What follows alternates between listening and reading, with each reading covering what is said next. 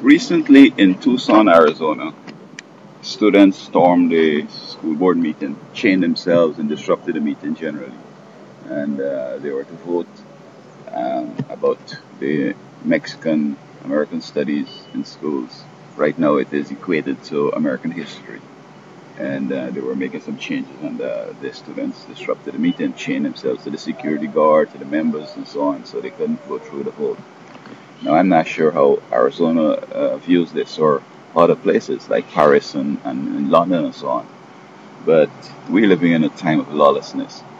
And what's happening in the Middle East, it's a different complexion to what happened in Arizona because the rule of law suggested that they should have waited until the next elections, elected people who will oppose any move that they dislike, and hope that the next time around, in a democratic way, they could have had change. But this strong arm tactics and this bullying, it seems as if that is not the American way.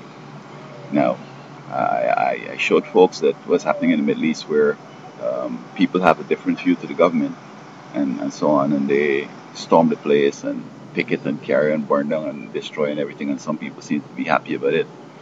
But the world is descending into anarchy and uncivility and everything that would make us look as if we're primitive and barbarians again. And so I'm asking folks if this is what they really want, or whether we're gonna some way find strategy to teach young people how to, use the law and how to behave within the law. Of course, many times individuals do things, governments do things that make people want to do things like that. For example, when Florida came into my home and took my child away, um, I mean, I was convicted in court, and actually, I'm innocent. They just fabricated things to give me an attorney who just sat down and did nothing because he works for the state and all them, hand in the pot, which they'll get more money from the federal government. Now, they were forcing me to do something unorthodox, something maybe like in the Middle East or something like what these students are doing, but I have more sense than that.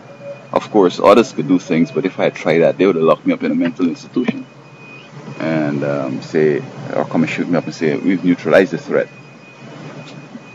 The Department of Children and Families and the court used to send me documents with the address where my child is, thinking that I will go over there and, demand her or do something like that.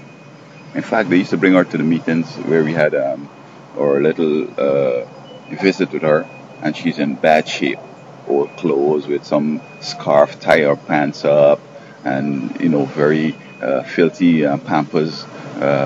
We seem to think that is sexual abuse on her and all that stuff. And we just had to watch it and just, pray to the Lord and leave it like that. I mean, this is what governments are, seem to, I don't understand. It's both sides crazy because the state of Florida wanted to incite me into some violence or something like that. But I know better than that. I know that you could be powerful as you think you are, but you can't do all that you want because there's a God up there. And you see, what I like about the state is that they have laws that would hold me in check. You can't kill, you can't steal, you can't do this, you can't do that. And that's good because that tantamount to righteousness. That's what God expects. But then the state thinks that, oh, we have immunity, we could do anything. And the funny thing I find is that people are not educated in this day. Because if they had any education at all, they would see that there were a lot of powerful nations in the past and they just became nothing. Because they felt like, oh, we could do people anything. Babylon, Egypt, Persia, Greece, Rome, all these people. And they haven't learned. And this is why, things just repeat themselves. And so this meeting in Arizona, I'm watching this and what's happening in Madison, Wisconsin, and so forth. The world is degenerating into anarchy. And unless somebody understands what could have caused this and try to start from now educating the younger people in a way that will eventually end up into a character that will avoid situations like this, then it will make a difference. But I watched television the other night, and the whole hour is just about stupid stuff. They have people that seem to have serious handicaps, serious mental problems, acting. And you see, in the American with Disability Act gives them the right to enjoy a quality of life that normal people would.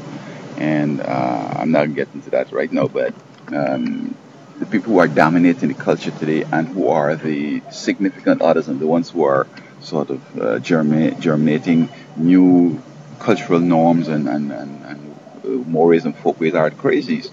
And these people without full capacity.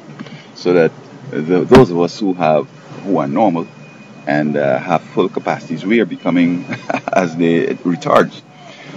If we were to suggest that we need to operate this way, which is normal, the abnormal folks can say, "Hey, no," and they have the power, and they could make a difference. They could get you shot up or whatever. And so I'm looking at these days and these times with such trepidation and such concern that there's nothing I could do. We just watch as society degenerates into crap and eventually collapse. I hope that folks are seeing it, and as I said, when your neighbor's house is burning down, don't jump up and be happy and inciting it, because when your time comes, your neighbor might be dead in the fire trying to rescue his house alone while you're throwing gasoline in it, so there ain't gonna be nobody to help you, and yours gonna collapse faster because things are going slower because some people can't handle the fire.